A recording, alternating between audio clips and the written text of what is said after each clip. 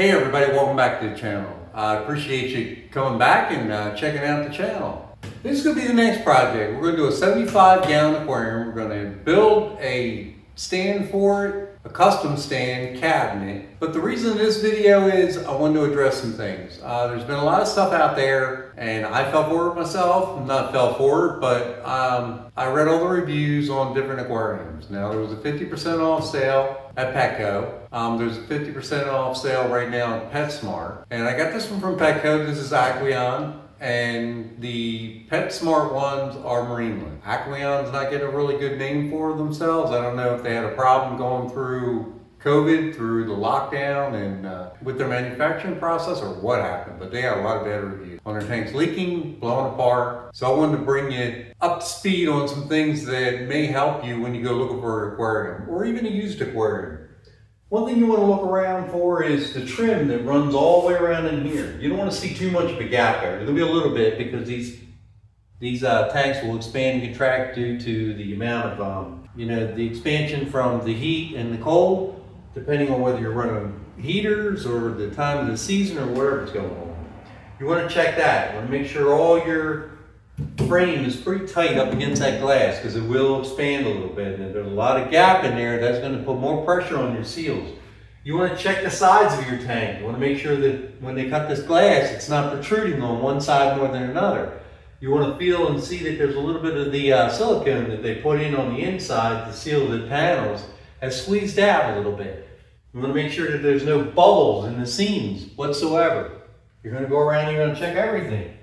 Make sure there aren't any globs where they overlap. Make sure that the silicone is overlapped and it's nice and tight on there. Those are kind of basic. Now, what you want to do is, it takes a while, just like you do with your aquariums, you're going to have to do, fill it up to about a quarter in your garage somewhere where you're not worried about any water leaking. I left a box underneath here. I could see if it changes or discolors. I've heard some seam issues on the bottom, sometimes they'll leak. I left a quarter in here for a couple days. Now I'm bringing it up to a half. Gonna do that for another couple days.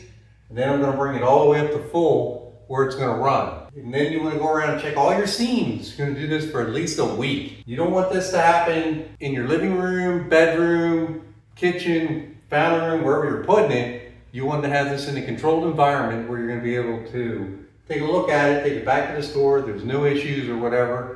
My store, unfortunately, is about an hour away, so I'm hoping we don't have that issue. Now, Aqueon does say that they have a limited lifetime warranty. Don't really know what that composes of. It's 56 and larger tanks. This is 75, like I said. So basically, it's what they carry now. They don't usually carry the larger sizes anymore, especially with the 50% off sale. These are still pretty darn expensive, so you want to make sure you get a good investment here. Next thing we're going to do is going to cut some lids. If you didn't see that video on how they cut some lids with the greenhouse material, the corrugated style, I'm going to do that. But I'll put a link up there to the video where I did that before. We're going to put some sponge filters in here, and we're going to do an African cichlid tank, which are Mabuna cichlids.